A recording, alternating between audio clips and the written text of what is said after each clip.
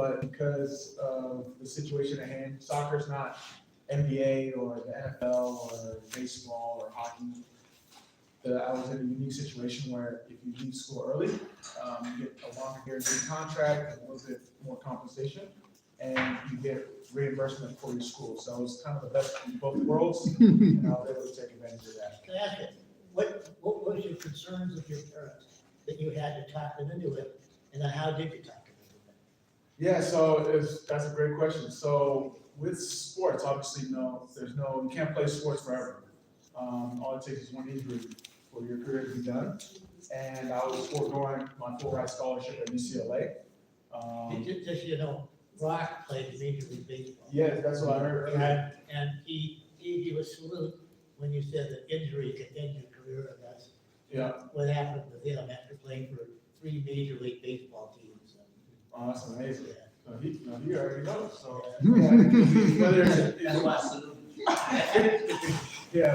whether it's an injury or a coach that doesn't like you or a younger player that takes your spot, your career is not guaranteed. So for them to earn that UCLA scholarship and have it go to waste, technically, they weren't really. I don't want to say they weren't supportive of it, but they were just like, "What are your options?" But fortunately, the contract I signed allowed me to continue my education, and the compensation that I was getting was pretty good. But in those days, Major League Soccer has become even much bigger. Yeah, Now, it's becoming a lot bigger. I'm kind of jealous of the young kids coming up. If I was coming up now, it'd be a little bit different story, but that's just how it goes. Just like with the gentleman, some of the baseball contracts they're signing now, he's probably like, "What's going on?" When I played, there were no millionaires. So that's just how it goes. We just build it for the next generation, and hopefully continues to go. But like I said, I got drafted when I was 18. Growing up, because I was playing soccer, I didn't really have my first job was my professional career. Right. So just coming into money, my first signing bonus was a good amount of money, and I really didn't know what to do with it. So talking to my parents, they didn't really know what to do with it. They were in a situation where they sacrificed a lot for me and my siblings, and it was kind of learn as you go. So I was learning as I was going too, but because of the situation that I was in, it put me in a unique situation where the questions that I had for them, they couldn't really answer. So that's kind of what led me down to this financial empowerment, financial literacy. I think a lot of times we talk about financial literacy, but we don't talk about financial empowerment. It's easy to tell people to save their money. It's easy to tell people, to budget, but how are we helping people, make their money, multiply their money, manage their money, and ultimately protect their money? So as I continued my career, I was inspired by an ESPN documentary, the 30 for 30 Pro documentary that came out, where it highlighted that 60% of athletes in the major sports, NBA, NFL, MLB, hockey, they go bankrupt within 3 years. Put that up. Okay, I'll put it up, 60%. So 60% of professional athletes in the major sports become bankrupt within 3 years Yeah. after the end of their career. Yeah, and so it's just really unfortunate. And what they don't tell you about the athletes is that your career lasts, and your average career lasts anywhere from 3 to 5 years. So you graduate 22, you play 3 to 5 years, you're 26, you think you've hit the pinnacle of your life, but you still have the whole rest of your life.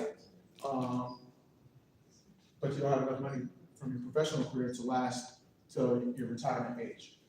But for athletes, we're in a unique situation where we lived all our lives from 5 years old to become a professional athlete, and then it stops. So it's not just the money issue; it's an identity issue. It's a relationship issue. A lot of the athletes, they become the sole breadwinner, or they become the family bank, and that feels good. Sorry, can you have a question? Yeah, Okay, go ahead. so knowing your statistics, did you ever have a plan B when you got drafted? Oh, that's a great question. So luckily for me, yeah, my plan B was, education. So because of the unique contract I signed, I continued my education while I was playing. You can't play sports forever. My dad, even the day I got drafted, he said, you're closer to the end of your career than you started it. Just understanding that sports is finite, but how can you use sports as a vehicle, for the rest of your life? So that was mine. Good question. Because also, is that athletes, especially in the major sports, probably don't take full advantage of the educational opportunities No, yeah, we don't take, while they're in college. no, And so, although they could learn something about finance, they're focused just on their athletic career, yeah. I guess. Oh, go ahead, sir. Also, wouldn't you say that one of the challenges of being an athlete is that basically you live really kind of a fantasy? It's not the reality of the real world for most of us. So you're caught up in a fantasy. Everyone sees themselves being the Kobe, you know. So and no matter who you are, you're going to be the Kobe or the next LeBron, and you're going to make millions of dollars. But it's not really the real reality for most of them. But it's the reality that most of them tend to, I guess, create in their mind. No, you're exactly right. It's a blessing and a curse, because you have to have that mentality to even make it to that level. Right. But even when you get to that level, there's only the 1% of the 1%. The Right. Kobe Bryants of the world, rest in peace, the LeBron James, the Tom Brady's, and Serena Williams. Right. They're going to be able to retire and be in the Bahamas. Even though I played at that level, I'm not at that level. Right. You know, I'm working, I'm here, you know, I'm doing my thing. But as an athlete, if I'm sharing a locker right next to LeBron James, I feel like, yeah, we you know, he ties his shoes just like me, but that clouds our judgment a little bit when it comes to the reality. Okay. And that's another reason why the 60% of vacancy happens post-career, because you're still living like you're an athlete.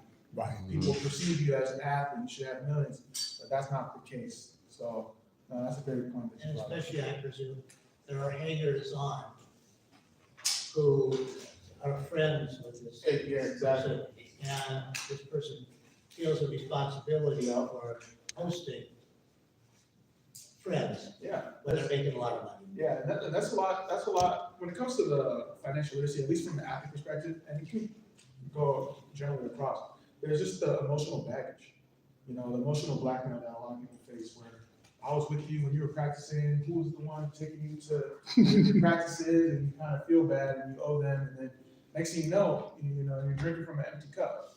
You know, you can't drink from an empty cup. You got to pour into yourself first, so that you're able to, support the family over the long term. Sorry, did you hear the question? Oh, I was gonna say, you were talking about a bonus at the beginning. What did you, what did you do with it? Did you spend it? Did you invest it? No, so yeah, my first signing bonus, I didn't know what to do with this, so I put it into a CD. So I tell people it was like for anyone that's not familiar with the CD, it's a certificate deposit. It's basically like a extended savings account for your money. I tell people it was my best and worst decision, because it forced me to not spend it. But in terms of if I had more exposure to different investment vehicles, I could have used it differently and got a greater return on my money after the year of the CD. So that's what I did with my signing bonus. And when I asked when I asked my parents, my dad was like, "Yeah, we're gonna put it in the CD, figure out how to live like a professional athlete. It's a great way to save your money." But then looking back on it, if I had more financial wherewithal, that's something where maybe I put it into a multi-complex, or I put it into investments, or I put it into a self-funded IRA. Well, these are different things that I didn't know about at the time. So it was good, but also it was bad. Yeah, but the CD's guaranteed by the federal government. So exactly. So that's very safe, and you can have a CD for 3 months, 6 months, 1 year, Yeah. 5 years. The longer they keep your money, the more interest you're gonna make. Exactly. So that's a And so I presume, something you can if at figure. that time, there were not people like you who would be around to give advice to these young athletes. So not necessarily like me, but we do it like the financial advisors, wealth managers, different things like that. And it's tough because you have the balance of, as an athlete, you're a magnet for different stakeholders that want a piece of your portfolio. Cousins, you never knew you had. Yeah, so whether it's, cousins, long lost siblings, or no, sorry, long lost relatives, or the local person, they want to be able to, like, you should do this, you should invest in this, or this is how you should think about your portfolio, but you don't know the right questions to ask. So my first year doing my taxes, I got audited because I filed them all. As a professional athlete, there's different things you have to file, but because I didn't do the due diligence of hiring the right CPA, that's what found me in that situation. Sorry, Pastor. Talk about, there's a lot of scammers, Yeah, there's a lot of, yeah. but you don't know, the con men come out. Yeah, so I think the thing that I've talked to other athletes about now. Oh, you're fine. Yeah. So the thing I talk to athletes about now is that you have to audit your team. So it doesn't hurt to, cross-check not only references, but cross-check the people that you have working for you. Because at the end of the day, they're working for you. You're not working for them. They're working for you. So you say you have a financial advisor and you have a set result that you want to see. Just like if I don't perform in the field, the coach is gonna trade me or cut me. I can do that for my financial advisor or someone that's not explaining things in a way that I understand. I think that's the biggest thing when it comes to working with stakeholders in the financial space. They'll use big words and acronyms and things that are easy for them to understand. Like if I were to say different things in soccer terminology, people would be like, what's he talking about? But the thing that I found is working with financial advisors that's going to be patient with me.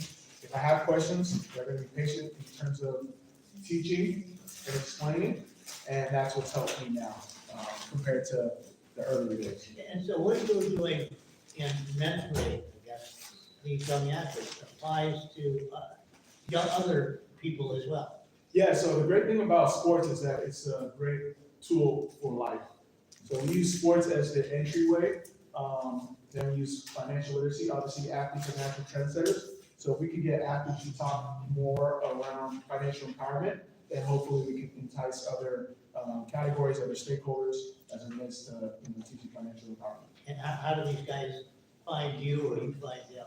So luckily, I played quite a long time, so I do have a couple relationships in the various leagues. And then through social media, as young folks, we like to be on our phones. So that's how I connect with them. But other than that, they reach out to me via the website if they have questions. The thing is, I'm not a financial advisor, so I take an unbiased approach where I can give them advice. But I'm not telling them what to invest in. I'm not telling them that I need to hold their money. So they're a little bit more receptive to the information that I share. I think it's all about how they can leverage the capital that they're making now to build a lifetime full of stability. So that's a little bit about my story. When it comes to like financial empowerment and things that I've learned, there's really 4 ways you can make money. Or sorry, you can handle money. There's only 4 things that you can really do. I said it earlier. You could obviously make it, manage it, multiply it, and then protect it. So as athletes, as African Americans, as just young folks, we all know this first one. Like everyone knows, all right, you have a job, you make money, side hustle, make money. We all know how to make money. But when it comes to these next 3, that's where we struggle. It's not about how much you make, but it's how much you keep. And once again, this applies to everybody. It applies to everybody. Yeah, this 4-step applies to everybody. All right, then how do we manage our money? Everyone has their own strategy to manage money, but that's very important.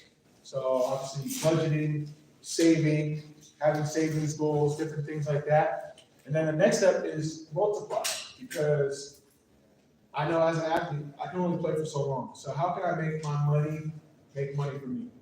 And that comes with investing. When it comes to investing, there's different ways to invest. Everyone has their own different strategies. I personally like investing in stocks. Not right now because how the stocks are looking, But whether it's stocks or bonds, mutual funds, real estate, alternative investments, these are different ways to multiply your money. And then the last one, I would say the most important, is how do we protect it?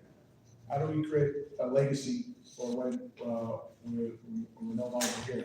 And then our money can last. Everyone loves to talk about generational wealth. So how do we protect our money to build that legacy? And there's different ways to do that, insurance, setting up our wills and trusts, having plans in place so that we finish all the steps, ultimately we're protecting it and building it out. And when it comes to money, that's kind of the strategy I use. I'm a big fan of acronyms, so this is kind of when it comes to like how I handle money holistically. I'm not sure if anyone remembers this, but PEMDAS was our money order of operations back in elementary school. Like I said, I'm aging myself. So from a math perspective, PEMDAS was like how we did math. But I flipped it, and this is something I teach all my athletes or all individuals that I work with. This is our money order of operations. So first and foremost, P stands for our primary source of income. So for example, now I am a corporate entrepreneur. I work at Visa, do global core products, but then I'm also an entrepreneur helping athletes leverage their careers and capital and do a bunch of other stuff. I can't sit still. My sister always makes fun. So first and foremost, primary. So what's our primary source of income? We have to know what's coming in order to know what we can put out. So our primary source of income, it could be our W-2, it could be your entrepreneur. I know the lady mentioned she used to be a mortgage broker, making lots of money before they got computers. So what's our primary source of income? That will help us build our foundation, our springboard for what's next to come. E is for expenses. All right, so obviously, you know what's going out, you know how much is coming in, but you gotta know what's going out. This is where we struggle. Make a lot of money at the end of the month, where all the money go? It's because we're not keeping track of our expenses. So there's two different types of expenses. You got your fixed, and if anyone has any questions, just raise your hand and stop me. And then your variable. So fixed, obviously, stay the same month over month. My car, my mortgage stays the same, doesn't change. Variable, going up in the house. My mom's saying turn the AC down because no one's trying to pay that AC bill. Why are you taking a shower so long? You're not paying the water. That's variable. And the people that you're dealing with presumably are generally not very sophisticated. No, some of them are smart. Some of them. I mean, you can still be smart Yeah, without being sophisticated. that's true. I mean, in terms of just making a budget for some people probably never have heard of it. Yeah, some of them haven't heard of it. Some of them, the problem sometimes with athletes, they make a good amount of money, but they're just like, I don't need a budget. You don't need a budget until you need a budget. That's what happens. So yeah, whether they're sophisticated or not, people try to skip steps, and I think that's what happens with a lot of athletes. So for example, I didn't just become a professional athlete. I went youth club, high school, college, then pro. But that's for sports. For money, it's allowance, first job, making 6 figures, 7 figures. So we kind of skip steps. Our first paycheck, you're at 18, and you're like, oh wow, I get this every 2 weeks. Oh yeah, I'm good. Like, I don't need a budget. So that's kind of what happened. We kind of skip steps. Just like when Steph Curry shooting those threes, people don't see that he's made thousands of layups and free throws before he's able to shoot from half court.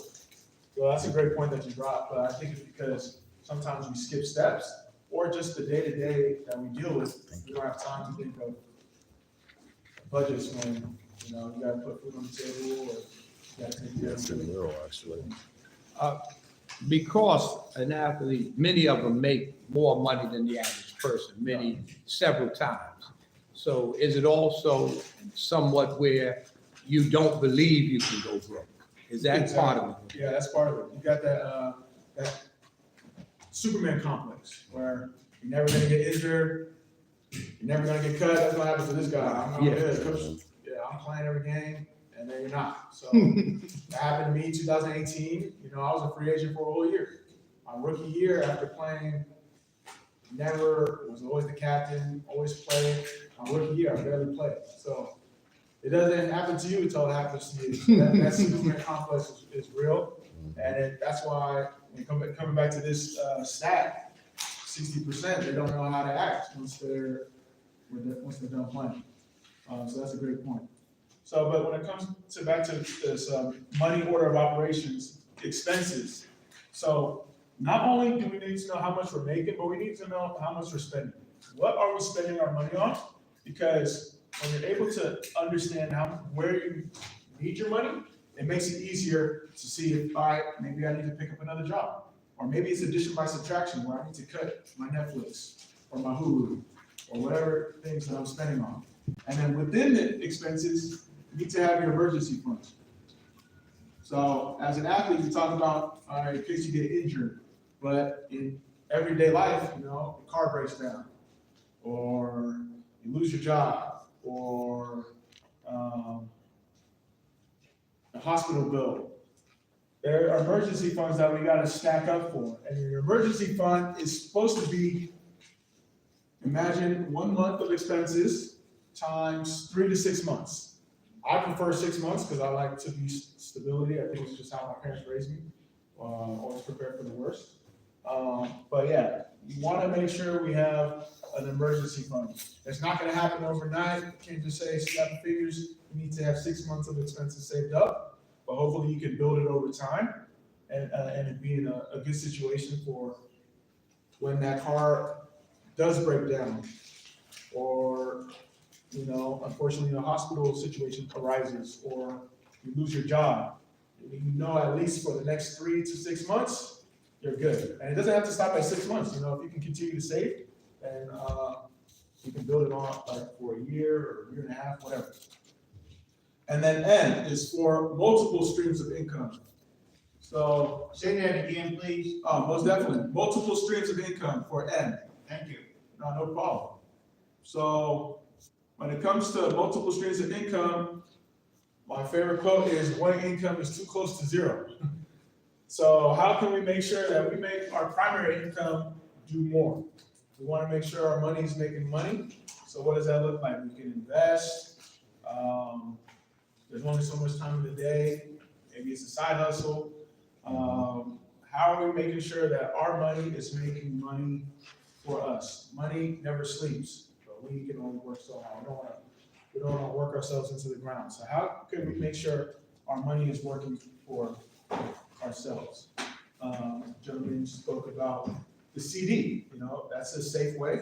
Even though I was young and a little bit ignorant, it's still a great decision because I wasn't spending it and I still got interest on it. It could be a stock portfolio. It could be bonds. It could be mutual funds. It could be real estate. There's so many different ways. Definitely, and I know y'all are doing different financial workshops on a weekly basis. So there's going to be different speakers that can talk about the different forms of investing. But that's very important because we can't just rely on one income. And a lot of times people will say the average millionaire has 7 streams of income. It doesn't have to be 7 different paths. You can build one path and then build branches from it. Because it's tough to have 7 different businesses, if that makes sense. So for example, just using soccer, just because so obviously I played soccer, but another way I can build a stream of income is I can train kids when it comes to soccer. I can consult soccer clubs. I can speak on my journey as a soccer player. I could write a book about my life. So there's different things that you can already do. So for example, I know my sister, she has an accounting degree, so she wanted to make another income from what she already does. She can do something like tutoring. So we don't have to reinvent the wheel and try to do 7 different things, but we can use something that we're really good at and build 7 different pathways from it, as an example of multiple streams. I noticed you didn't mention insurance as a way of income. That's a great way. So I mentioned earlier when it comes to protection, Right. Okay. I'm not as well versed. Okay. When it comes to making money from insurance, I do know that is a way. One of my best friends works in Right. insurance. He's always talking to me about using life insurance policies as a form of investment. I use that as a form of protection. Right. But that's a great point. There's many ways to the top of the mountain. So Alan might be big into real estate. I might be into stocks. Luckily, we have an expert. Yeah. So it's a great segue. Tony. Yes. Business, and Tony, anytime you want to jump in, and any of this to add, please do. Oh, no, he's doing great. I mean, he's basically doing my presentation for me. Knock yourself out. No, but he's right. You know, the one thing I would add, in this, if I may, I don't want to be out of line. But one of the things I would add in this presentation is during my presentations, I talk about the different streams of income because it's important that you do have multiple streams, but you also want to talk about the pros and cons. So one of the things that was suggested here when you talked about the certificate of deposit. Certificate of deposits are great for people who want to be able to have a quick return on their money, but you need to understand what a certificate of deposit is. It's also something that gets taxed yearly. So even if you only have a 3, 6, 9, 3, 4, 5 years, you're going to be taxed yearly on that money. So if the return on your certificate of deposit does not give you a considerable amount of interest above the current interest rate, you can actually lose money on that CD. Another thing that's important about the CD that you got to understand is that CD gives you a high amount of return and you have to pay taxes on that. You got to watch where that drops you on the tax table, because it can actually put you at a higher tax bracket when you get the capital gains from that. So these are considerations that I would like to be able to present whenever we talk to people about different things, because you can actually work that CD to where you can actually not get the gains from it and then push it into something else, so you don't have to worry about the tax liabilities for that particular year. And on a year where you're not suffering a higher income, right? But when you don't have to worry about that, then you can go ahead and push those numbers to the following year. Bonds. I like bonds because they are protected, but the return on bonds, and considering the situation in our country right now, Oh, you wouldn't buy treasuries? I'm Chinese are gonna sell. well. This gentleman and I were veterans, so we are dedicated to the protection of this United States, but we're also realistic. What about municipal? Municipal bonds. Well, I'm not trying to hijack your presentation. He asked me a question. So I was out. I'm a political advocate, and I was out chasing my congresswoman, and we went out to Corona last night, blood red district, right? And then, the senator there that was hosting the presentation was talking about the $7.9 billion in cuts that the education is going to experience. Now, you understand when they start making cuts to education like that, they're going to also make cuts to other areas, including areas where we would get the interest rate that you would be able to grow with your bonds. So I would be a little bit dubious about the success of any municipal bonds as well. My only thing I will tell you is to make sure that you are watching what these different investments are doing. If you were to look at everything from the past 20 years prior to January 20th, 2025, what happened on that day? Do you want to know? If you look at that, you cannot predict future success with, past performance, but it is a good indice to help you understand or project where it could go. Everything changed on January 21st. Everything did. So now we got a new paradigm that we need to understand. And before you do that, I'd be a little bit dubious about where I'm going to put my money right now. Gold? Gold always does well. You know why though? Uncertainty. Uncertainty. So there you go. Sorry. Thank you. No, it's good. Go ahead. I know somebody that just told me that they had a couple of CDs that had matured. Mhm. And the bank manager was supposed to advise them when they became mature and roll them over to something better. Mhm. But they didn't advise them, and they rolled them, the interest rate went from 4 to 0.000. How could it apply to that? Because they were not top of life. Well, I don't know exactly the particulars why it happened with that particular CD, but it's not the bank manager's responsibility to watch your money in that particular situation. It would be a nice courtesy, But, you know, because that is not, he is not their CFP, certified or CF, whatever, financial advisor, he is not required to tell them, because remember, they're trying to make money, right? So if I tell you, that means I make less money off of your money. So I'm just gonna have to hope that you are not paying attention, and then I'm gonna go ahead and make that 3.9% off of your ignorance.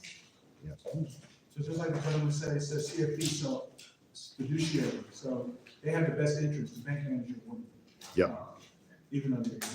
I'm sorry. That's Thank you for okay. your service too. You're welcome. The importance of you having knowledge Yeah.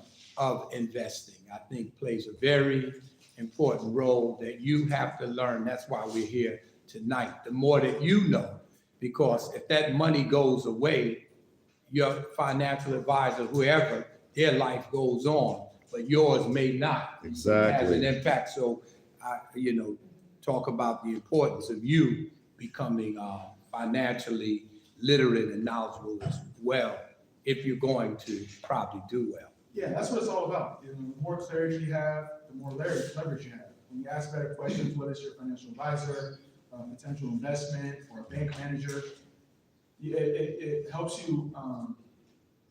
It helps you break through the mold, and it helps you.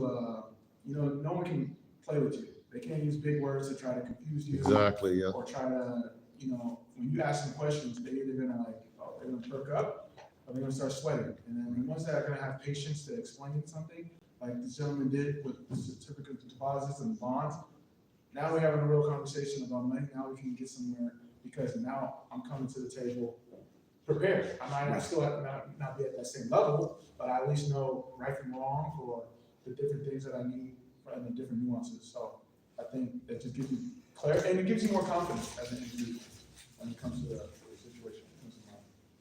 Well, a lot of stuff around money is just, it's not about X's and O's and numbers. It's more about like your confidence, how you grew up, your relationship with money. Yep. What does that all mean?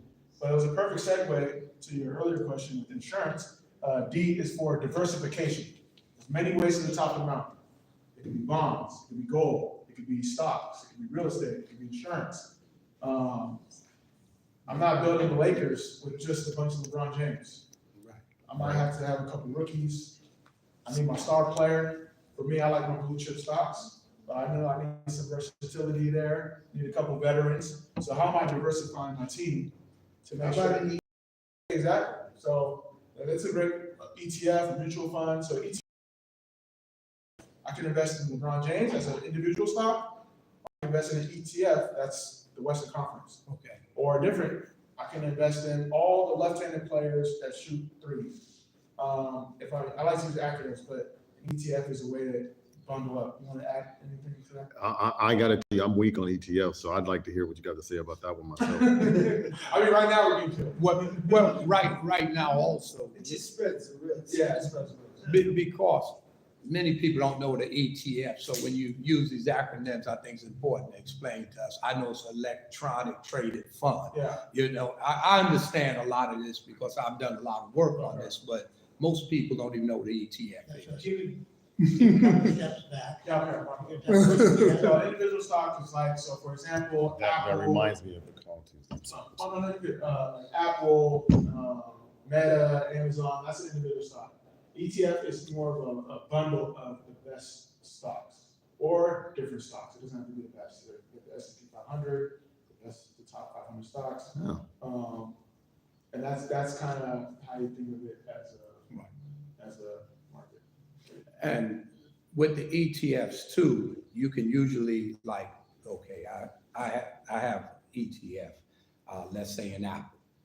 They may offer an ETF where you don't pay the 190, I think it's a fund, you only pay $19 on that ETF, but that ETF, it follows usually what Apple does. So if Apple goes up, that ETF, but you were able to buy a piece of Apple for only a fraction of the amount.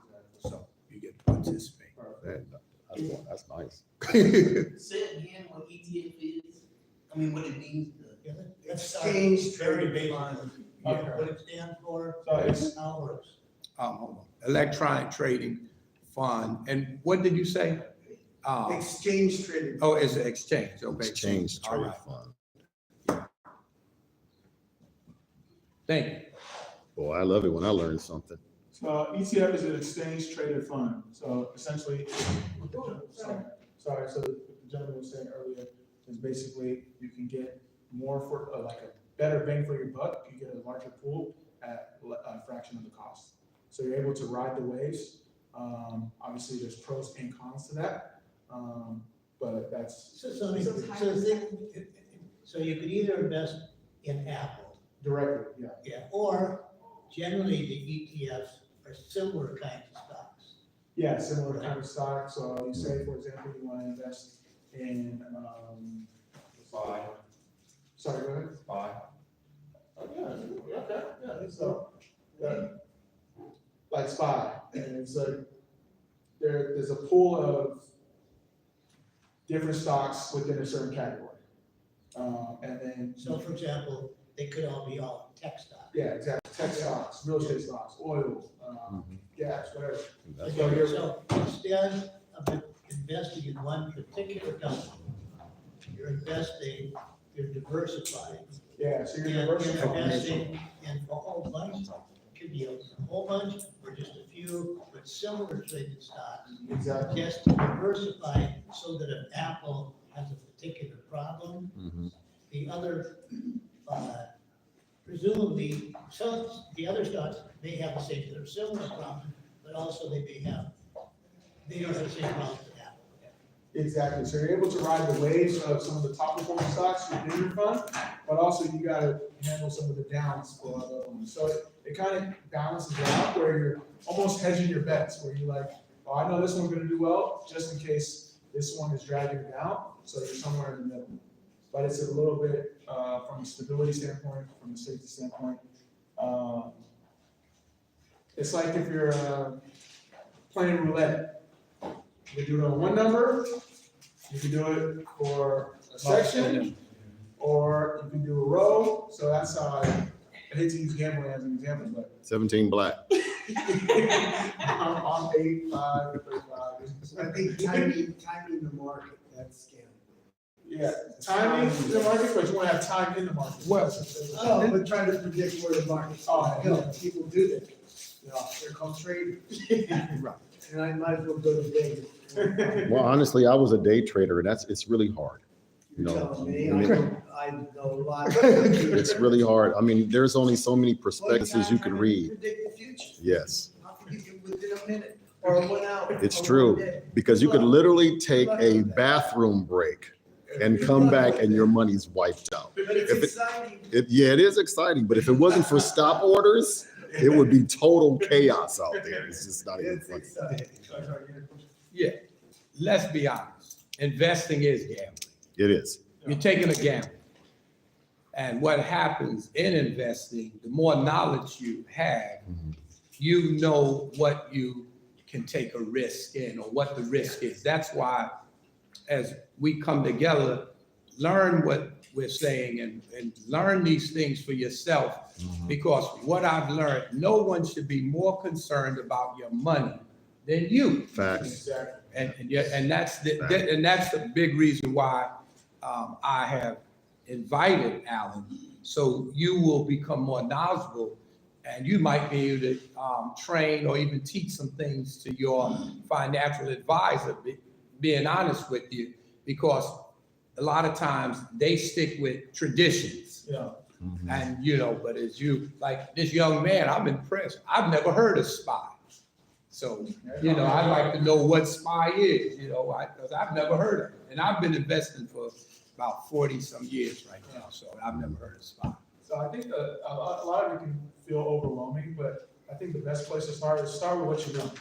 Mhm. We see Walmart. I go to Walmart. I go to Costco. Things that I use every day. Those are things that, if I use it, the vast majority of people will use it. And then it's a building block. I built that base. Okay, now I want to learn more. Okay, now I can get into ETFs or mutual funds, bonds, different things, but investing in what you know, to a certain extent, not just, I know my cousin's restaurant, but no. But like, McDonald's. Yeah, exactly, McDonald's, Apple, go ahead. Would you prefer like, doing stock that you dividend, every 3 months or once? Yeah, I'm big on, it's not investment advice, I'm not trying to control it, but I'm big on blue chips and dividends, so dividend stocks are the stocks that, Chips, you mean? blue chips are basically, like I mentioned, stocks that you know, the Amazons of the world, the Apples, These are big companies. yeah, big companies. That have long histories. Yeah, long history. So for example, it's like betting on the Yankees to always be a big team, different things like that, stocks that we know. So I'm a big fan of dividend paying stocks because they pay you a dividend, so they pay you a portion of their earnings. And dividends are. Dividend paying stocks, so stocks that will pay you on a A quarterly. return. Yeah, a return. Yeah, No, what yeah. it is that they take their profits and they distribute them to the shareholders. Yeah, to the shareholder. And that's the dividend. That's a dividend. So if the company is doing well, that means that the dividend is likely to be higher. Exactly. And so you're taking a look, not necessarily that the stock is gonna increase in price. Depending on this, you just want to know how much they're gonna pay. Yeah. Yeah. So I'm a fan of dividends, but some people might not be. But it's always good to get the share of the profits of the company you own. If you're a shareholder, you technically own it, just not as much as one bucket and others. Does it depend on the board, because they might decide to reinvest that money in CapEx instead of giving out dividends. Yeah, that's true It too. happens all the time. Yeah, Yeah, they can do it. yeah, they're allowed to do what they want, But dividend, that's a good way. yeah. Stocks pay dividends. Does everyone know what a dividend is? That's I important. think, No, the reason because, I've discovered so many people don't know these words that we're throwing around. So if you say it, try to act as if we don't know, because a lot of times people don't know. They won't say anything, but they'll leave here. So like, When it comes to, So why don't you go back there and explain dividend one more time, very simple. yeah, so dividend stock is a stock that you're a shareholder of that's gonna pay you a profit of their earnings either on a quarterly, annual, basis, as a way to, I guess say thank you for investing in us. That's the best. Because you may want to invest in some stocks because you believe the price of that stock is going to Yeah, so and you can say you're going to buy it low and hope it goes up. yeah, they On the might other- not need it. On the other hand, you may buy the stock, not because the price of the stock is gonna go up, but you know that they're gonna be profitable, and they're gonna share that profit with you as a Exactly. shareholder, and that money that you get is the dividend. Exactly. And the best world is if the price goes up and And you get dividends. it It happens sometimes. Sure. I genuinely want to know. So the dividends that you might get, when you're teaching your athletes about dividends, are you talking to them about dividends as a form of income or another additional source of income for reinvestment? How do you tell them So to I use just them? talk to them about it from the standpoint of investing. Okay, As a way to, when you're thinking of different stocks to buy, it's more so, all right, blue chips, you got dividends, you got ETFs, not it's more so where if I'm loaning someone money, they're giving me. so I'm sorry. no, Please. go ahead. So I asked that question because like Pastor Bowie said, he's been investing for like 40 years now, right? So if they were to use the dividends as a source of income to actually feed themselves, pay for their daily expensive monthly expenses, whatnot, I want to make sure I'm asking this question correctly. Which type of ETF or particular spot stock or can they invest in to get the dividends that will be more regularly paying or a little bit more secure or less risk, I should say? That's a great question. I would not feel comfortable like telling them that because I'm not a financial advisor. Okay. So when it comes to that, the most I would tell them is that if you invest enough money, we just say stocks, for example, and you're getting dividends, you can just live off your dividends. like Right. you mentioned.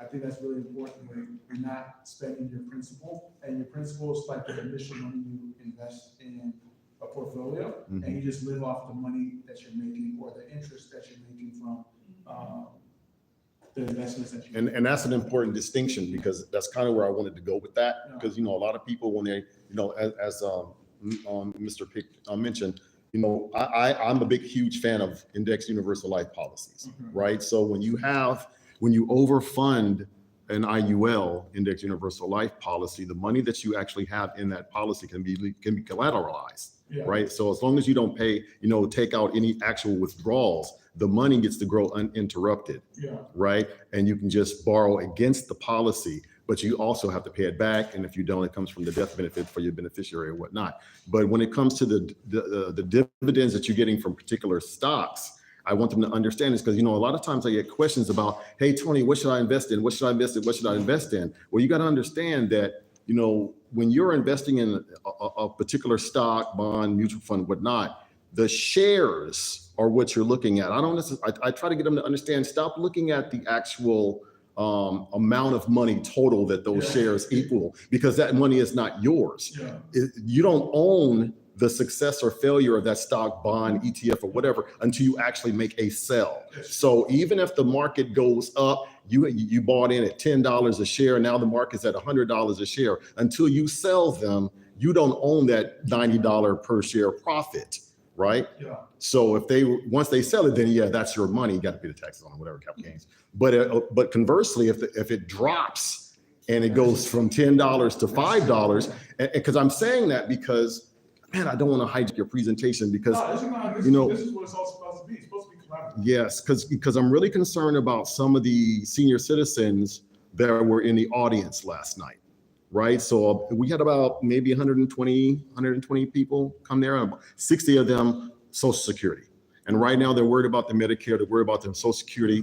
We've been talking about tariffs for the past couple of weeks, and they're concerned about this stuff being taken because, to Pastor Bowie's point, to your point, you know, because people do not understand some of these financial tools that are available, you know, it'll be helpful for them to have it, but for some people it's just too late. So if you're talking about Social Security being taken away from you, and they still have some kind of a fund out there where they can use additional monies that may be available, I'd like to be able to offer them that information if it does help them, if it's enough money to be able to offset some of the changes they're going to get in their income. So I really appreciate you sharing this. No, that makes I got to tell you one thing, Tony. You got to realize you know a lot more than just about anybody. That's not true. And- Have you spoken to these two people? Whatever it is, the point is you know more than most people do. So a lot of the stuff that you said went over people's heads. Oh, well, y'all have hair. Y'all should have caught that. I got this. The way you're saying is valuable, but if you to say these things, it's important. Make sure when you start talking about the index insurance Right. policies, went right over my head. Well, I'm sorry, because I was trying to get that answer solely for me, actually. But I apologize if I went over your head. When you ask the question, explain it in such a way that everybody else can understand the question. Understood. Okay. Do you want me to explain it right now, or you want me to just duly noted for future? Presentation finished, please. Yes, that's what I'm saying. Yeah. And then I'll follow up with my sister. I could send like a library of like, almost like an index glossary of different financial terms, Okay, as a way to help. okay. That usually helps me, and then some resources as well. And then, obviously, I know people can have questions and stuff, so the last, A is for assets, assets, Once you write down. okay, I'll write it down right here. I'm trying to find some things. So for assets are things that grow in value over time. Our problem is we can't decide between assets and liabilities. We focus too much on this and not enough on this. And explaining what an asset is, Yes. explaining what a liability is. So an asset is, like I said earlier, it's something that grows in value over time. So for example, we'll say in most cases, your house, your real estate. Another example is, the young kids might argue with me on this one, is your education, because you can use it to potentially get a job, degree, different things like that. My shoes might not be an asset. You know, some people might argue if I had like my Jordans, they might say that's an asset, but I put that in the liability category because it doesn't gain value over time. Another, So how do you define liability now? something that loses value. So for example, a car, unless you're like a car collector and like have like a vintage car, your car, the minute you drive it off the lot, it loses value. So we need to focus, a lot of athletes, you know, we got the toiletry bag and the chain and the Gucci belt and some of those things, I'm not gonna lie, jewelry, it can be considered an asset, but over time, we focus too much on the liabilities and not the assets. When it comes to your overall net worth, it's essentially your assets minus your liabilities equals your net worth. So how much you're worth. So So give us an example. of your assets, for example, is, I have a house. So I bought, Why don't you write that down? okay. If you know that. I'm trying not to be bossy. I accused you of being bossy. I said I'm bossy, you are. So that can be considered an asset. Another asset could be, Say gold. Gold, yeah, I don't have any gold, but, Things that people know Yeah. will help you, and don't give them too many, because if you give them too many, you lose them. You see what I'm saying? Yeah. Assume that this is just one-on-one. maybe, another example, maybe like a family heirloom, like maybe like a family watch that's been passed down. That's an asset. I'm not saying that you're gonna sell it or anything, but that's an asset that can be considered. I know some families pass down, like a pocket watch. Oh, go ahead. A house is usually considered an asset, but if you owe on the house, it's considered a liability because you got a debt, right? Not necessarily, yes and no, depending on how you see it, yeah, because. So the car can be an asset if it's free and clear, like you said. If it's one of those, model car, collector's You items. can keep it long. But if you owe on something, it's a liability. So when you do the math, in your list of assets, you're gonna say the present value of the house, for example. But if you have a mortgage on it, then, and that means that you still owe $500,000 on it. That's the liability. And the Yeah. difference between the asset, something of value you add, and your liability, then goes to your net. Yeah, but I think He's trying to say it's that the value's gonna increase over time, like. But the house- it's like the gentleman said earlier, when you sell, that's when you calculate everything. So in the moment, yes, it's a liability. You gotta pay a monthly mortgage, you gotta, but in most cases, it's an asset because you're going to sell for more than you bought it for. Unless you, Hopefully. in most, yeah. In California, you can get, but I think for, just simple purposes, that a house is considered an asset in most cases. Just keeping it simple so we don't confuse too many people. Yeah. Something when it And comes that could be a to, house that you own to live in, or or it could be a house that you own to rent out.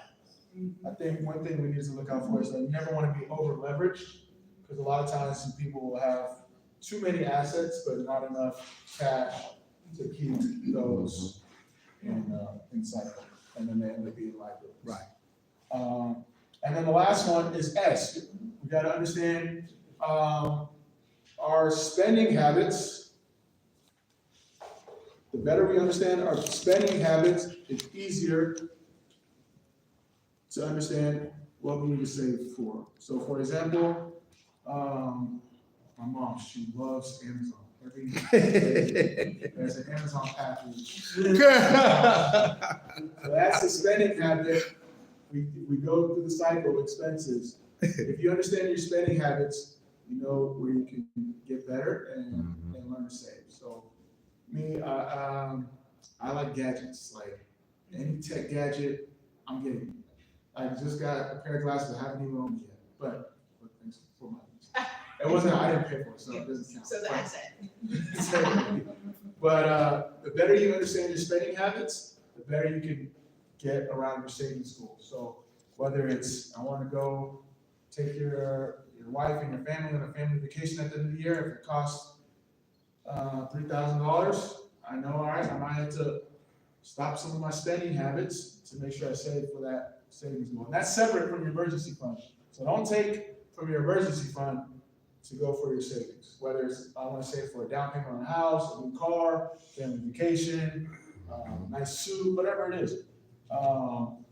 These are synonymous in terms of helping each other out. Sorry. So what's the difference between spending habits and expenses? So spending habits is like, for example, expenses is like what you need to pay for to survive. Oh, okay, so like So- shopping would be spending habits, like Yeah, shopping Like, clothes. I'm not telling people not to shop, but if you have a shopping This problem. is, and this is the advantage of having a budget, Exactly, because most people, if you ask them what your spending habits are, they wouldn't know. yeah. And your mother may or may not know how much she spends on Amazon every week or Exactly. month or whatever, but in order to have control over that, she has to know what her budget is in terms of what her expenses are and what her spending habits are. Yeah, so my sister made a great point, and so it just leads me to my next point.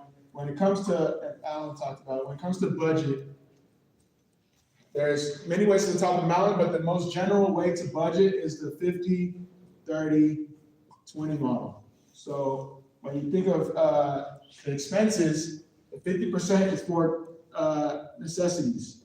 So bills, food, shelter, yeah, things that you have to pay for. And, all right, 30%. That's where the spending habits comes in. That's more, this is the needs. This is the wants, you know? So things that you don't need, but you want to do. I want to take my family to the movies on the weekend, or we want to go out to eat. And then 20% is for investments and savings. So to make math simple, if I make $1,000, 500 will be allocated for necessities, 300 for wants, and then 200 for investment savings. This is the standard model. You can change it up. So for example, I switched my 30 and 20, where 30% will go for investments and savings and 20% for wants. You can go 40% investments and savings, 10% for wants. You can go 25-25. This is just the standard model. You never want to go over 50 for necessities. And ideally, you want to, depending on your goals, you want to have more for your investments and savings. But as well, is those percentages are gonna change as you age. Exactly, yeah. So depending on your wants and where you're at in life, they're gonna change. But this is a great general rule that you can use that will help. I think it's very important you pay yourself first. No matter how much you make, you just always think of it like you gotta pay yourself first. It's like, for example, an acronym I like to use is like, you get like a packet of gum with a bunch of people, you open it up, and everyone's like, "Can I have a piece? Can I have a piece?" By the time you know it, you don't have any for yourself. So you always wanna keep money for yourself and then take care of everything else after. But that's generally it. Do you all have any questions specifically? Great presentation. Yeah, he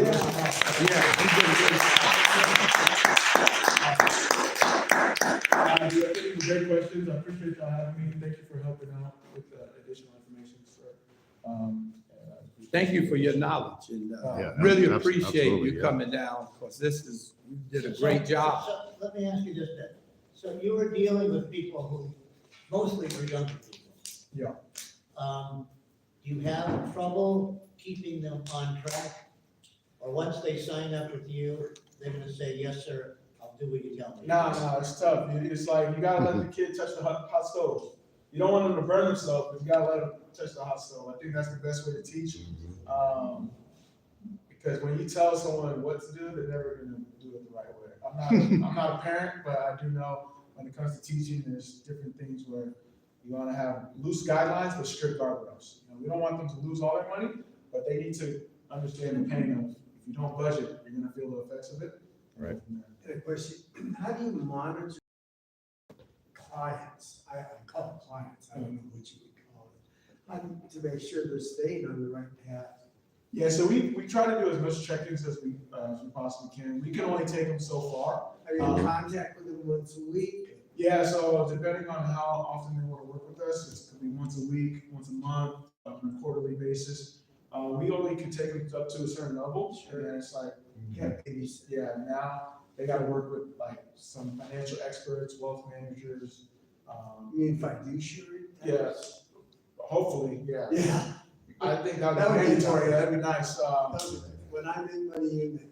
Yeah, so, That sounds good. I think that's really important, because they get to a certain level where they're making too much money to even listen to me, so we just want to give them the basics, give them the understanding, and then have them. Do you work on a percentage of? So, no, we, to be honest, when it comes to athletes, I feel bad at charging, so we just work like. Oh, well. No, I can't do free work. So we usually trust fund. No, we just charge basically, depending on the situation, because sometimes the athletes are in college, so their management will pay. But usually we try to work with the schools, so they pay a fee, or we work with the team, so they pay a fee. So we try to make it as low cost for the athletes. If the athletes want to work with us one-on-one, we'll charge them per project. So no more than like a 3-month project or a one-time session. So, can you describe to us one of your great successes in your business and one of your failures in your business? Oh, that's a great question. Great successes.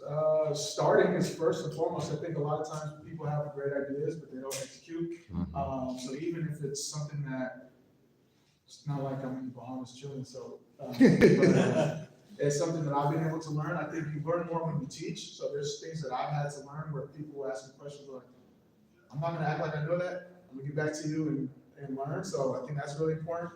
When it comes to failures, sometimes you want to do all these big things when it comes to starting a business. The most important thing is, can I solve a problem, and who are the people that I'm solving the problem for? So I spent all this money on having a website and a logo, and we're going to build out this marketing plan. At the end of the day, it's like, no, what problem are you solving, and who are you providing solutions for? You know, and at the end of the day, it doesn't have to be, we don't have to have billboards. If we get the job done by solving problems, people are going to pay for it. Word of mouth? Yeah, word of mouth is still the best form of marketing. Yeah. Also, with you probably being a smaller company, you know, there's the whales that's in this business. There are certain names that most of the guys go to, especially the big money guys. I suppose that's part of the challenge with someone like you. I don't know all their names, but I know one name, you know, like in basketball, LeBron. Yeah. What he's done, he's changed the game. So a lot of guys are just gonna go to LeBron, Exactly. you know, and his company. So those are some of the things, yeah. Yeah, there's big agencies, they got money, especially with athletes. Sometimes they front the money for athletes to sign with them. Right. I can't do that. Right. I'm not even in that space. So it's almost like finding your lane, staying in your lane, and just being authentic and being credible. You're gonna find the people that are gonna find you. And what's your plans for the future? What are you gonna be in 5 years or 10 years or whatever? I was hoping you was gonna connect me with somebody that can connect with. I just keep doing good work. You know, I think when you do good work, good things happen, and just try to stay authentic. Good work. Have you worked with any athlete who was done especially well? So we do have a family friend, Eric Armstead, so I do personally help him with some of this like off the field stuff, specifically his foundation. He's an NFL player, played for the 49ers for about 9 years. 49ers, is this right? Yeah, he Sorry. plays for Jacksonville Jaguars, unfortunately now. But to see the impact that he's done is been amazing. So in an ideal world, we continue to do stuff like this. So that's why I'm so adamant about coming down, because he's doing some great stuff. just helping more athletes and individuals get leverage over their finances. The better we have leverage, the more clarity we have, the better decisions, and go from there. And I presume that if any of us have questions that we want to follow up, Oh, yeah. You talk to Bruno, or I can see, yeah, I can leave my information, just reach out. I know this doesn't erase it, so. Yeah, the sister, Oh, we This is got the- a spray bottle. Yeah, I can clean it up. But I'll leave that up. But for yeah, either direct to my website, my sister, obviously, can get you in contact with me. I'm pretty much open to it ahead of time, or make time, so, yeah. Always happy to answer questions or put you in touch with the right people that can better answer the questions than me.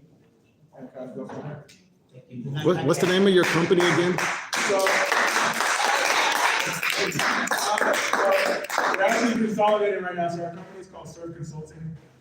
So we do a lot of stuff around athlete empowerment, education, social impact, and then I have my foundation. I'm trying to recruit my sister to help out, but she's too bossy. Okay, I want to give you some room so you can put the name of your company up here. so Wait a minute. people You said your sister's too bossy? I'm not bossy. Has she met mine? Uh, Yeah, Kim, I said that. And then, what else? We do have mantras that we can- use. Everyone, did you get this information? No. No, I'll send out, yeah. go ahead and put it up now. Okay, I will try to. Let me dry it off so you can Okay. write it. And they can see. And then, we do have different mantras, a frugal athlete and athlete CEO are two, like, you and the monikers we use. Okay. But it's all under. I'd be interested in seeing that. Oh, appreciate it. Thank you so Okay, much. so why don't you put your contact Wait, information? I'll- business card? He's gonna Oh, try it. I do not, I might have some of my back. I'm gonna let him put all this information up so y'all can get whatever you need. I'm working for you, man. I'm trying to get a job. Another multiple streams of income. He did say side hustle. So, yeah, if you we'll have to put it up there so you can get in contact.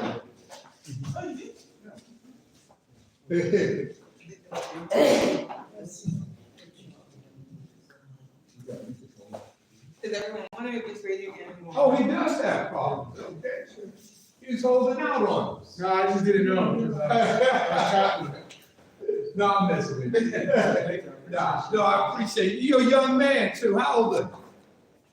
34. Oh, Boy, look out. Listen. I got candy today. Disposing. Yeah, great job, great job. No, I appreciate you. No, you're doing a great job. I'm proud. 34. Good job, man. Oh, I don't have to, because I have the course, so I don't. Oh, yeah, here's something hard, so feel free to reach out. So do you reach out? I'm very fast. I mean, I know it's. You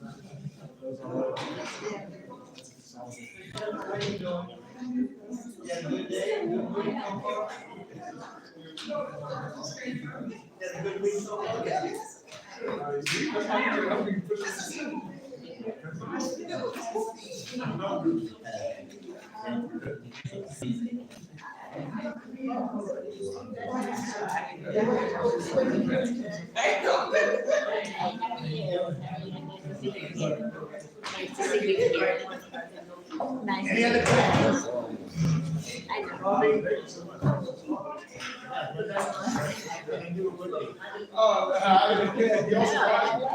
It works very well. Excellent, okay. You next, sir? No, it's all you. You got it. It's all you. And no, like every week it's. I'll come back. I do not have a license. I'm not working on the fitness part. Oh, no, you can finish bike. I'll run. Okay, what I do is, I get excited, but I didn't. I appreciate it. So if I, Whatever he says, I do. That's the guy right there. But no, I'm excited. Tony. I'm sorry. Sorry about that. Sorry. Tony, I don't want to have, Tony, I don't want to have to discipline you. That's all right. I used to get whoopings all the time. So this class, hey, help me out. Go ahead, Al. So this class, as you know, is about economics. It is a very broad topic. It includes everything. I mean, we could be here, we decided to do, Reverend Bowie and I decided that we would set it up as being for 6 weeks because we didn't want to intimidate anybody. So if we said this is a 12-week or several month class, people would say, I don't want to get involved in that. But I think that we're finding out that anything that we've learned is going to be helpful. And my friend Frank, who was here last time and said to me, can you give me an outline of what you're going to do in the next few weeks? And I said, no, I can't, because I don't know what we're going to talk about. So if when we first came here, we had no idea that one of the most important economic events in maybe our country's history, which is what Trump calls Liberation Day, was going to happen. I mean, there are arguments, and part of teaching this is very difficult. There's so much going on that I haven't been as organized as I want to be. So at this point, I'm going to try to make it more organized. But whether you support what Trump is doing or whether you oppose it, you still have to understand it. But the same kind of things that we just talked about now in terms of investing, you have to know where it's going. And so it's been moving so quickly that we really can't step back. And now we can take that step back. This is what I want to do. If you guys say, listen, I've heard enough about tariffs. I hear enough about trade. I could read about it in the newspaper anytime I want, so let's move on to something else. There's a whole bunch of other things that we could do. But right now, I think this is important enough that at least we ought to spend at least one more session on it. And so what was passed out to you was an article out of today's Los Angeles Times. Will trade war upend global order and boost China? And it's really just another way of saying, what's going to happen? And the answer is nobody knows what's going to happen. I mean, Frank, I don't think Trump knows exactly what's going to be happening now. And that's an advantage and disadvantage to him because it gives him flexibility. But in terms of making decisions, like Brad, who was here last week, saying, I know my business is changing, I don't know what's going to be happening, the more he knows, the better off he is. So this, I thought, was a terrific article that was in today's LA Times. You know, Jennifer, this part got cut off. So could you just, you have the articles, could you just email the articles to everybody so they have them, not only the hard copy here, but they can take a look at them at home as well. Because as you can see in this article, what's happening now could be, in the worst case, devastating to not only America, but the world. So, as we were saying, in 1929, the stock market crashed. On Friday, I think it was September 29th. And that's a day that we can take a look at, and we were then fell into a depression, which is a deep downturn in the economy. And that Great Depression that started in 1929 continued all the way up until World War II. All the way through the 1930s, for 10 years, we were in a depression. We don't know what's going to be happening going on now. And in this article, you'll see is that in the worst case scenario, we could end up into a recession, which is a downturn in the economy, or a depression, which is a huge downturn in the economy. That could happen.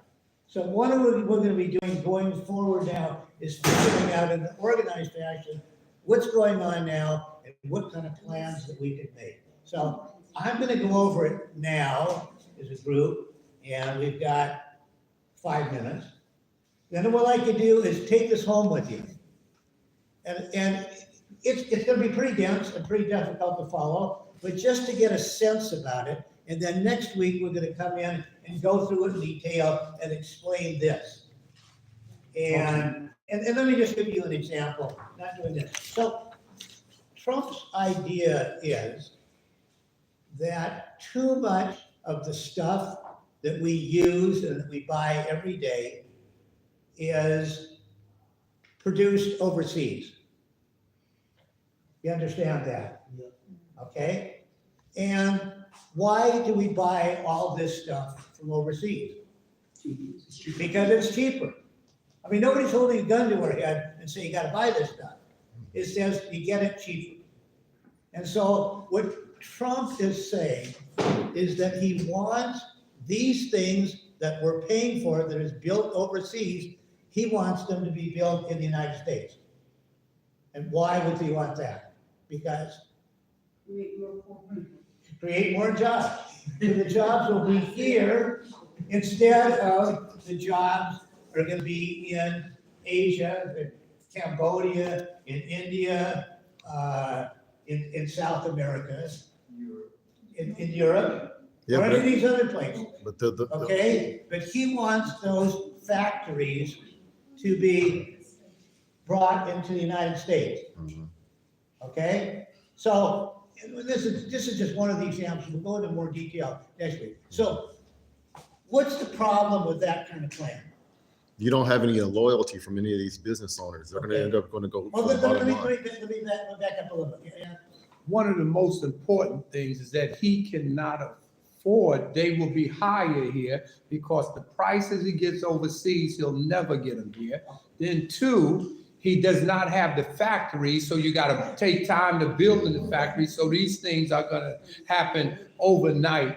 And I hate to say it, he is saying things that he already knows it won't work. That's facts. Because, and so that, what's happening is, if you understand that what he is doing is manipulating for whatever reason. And let's, and I'm not trying to, I'm trying to remain neutral because I don't want to demonize him. We got people that I'll are do it. pro-Trump. It's not that I'm anti-Trump, I'm just trying to tell you the truth. And, Because we are looking at this now, not as politicians. right, We're taking a look at this as economists, right. okay? And we're taking a look. So I think maybe, this is my take a look at it. The promises he's making probably turns into three categories, okay? There's one category, so if we take a look at it and say, yeah, it would be great if the factories were over here, that the jobs were over here, is that that's something and that's things he's aspired to, and we all agree if it can be done, that's great. They probably, because a lot of people don't understand economics, and that Trump is a politician. Trump is saying some stuff that he probably knows are not correct, which all politicians do, so the people will vote for him and support him, Right. okay? And there are probably things that he's saying that he may believe to be true, but the vast majority of economists are saying, no, that's not possible. So we're gonna take a look at everything that's going on and see what kind of categories he's in. Jennifer? If the factories were over here, so like, I remember we said, they gotta build the factories. Is he gonna pay the people a decent wage to work in the factory? No. And why is he not gonna do that? Why? Because he's greedy. He don't. No. Listen, no. Don't take it personal, just deal with why isn't he gonna do it, No, listen, Jennifer? whether he's greedy or not, I mean, the problem is, if in fact these things are produced, what are they're cheaper because Labor costs. labor costs are very low. They don't pay the people, I mean, people who work in China, Why they win the first. they don't have a lot of money anyway, and they get these jobs. So the thing is if you're gonna bring those jobs to the United States, if you're gonna get labor, which is highly educated in this country, and there are shortages of labor already. It's gonna cost more for those goods. It's cheaper So all of to, these it's cheaper to pay the goods tariffs. We've been getting for all these years from China, that it's made our cost of living lower and made our lives better. That would not happen. So if they come over here, that stuff is gonna be more expensive. But here's the other thing. Number one, because we have a labor shortage here already, the things that are made at these low-cost factories in Asia is that if labor is more expensive here, are we going to have a bunch of laborers, or are you gonna get the people in America to do like some of these women who work 12 hours a day over a sewing machine, you know, all day long, 5, 6, 7 days a week, Mhm. you know? Are we gonna get a lot of people in America that's gonna wanna do that? No. And so one of the things that we're gonna do, if we bring it over here, is we're gonna replace those people with technology.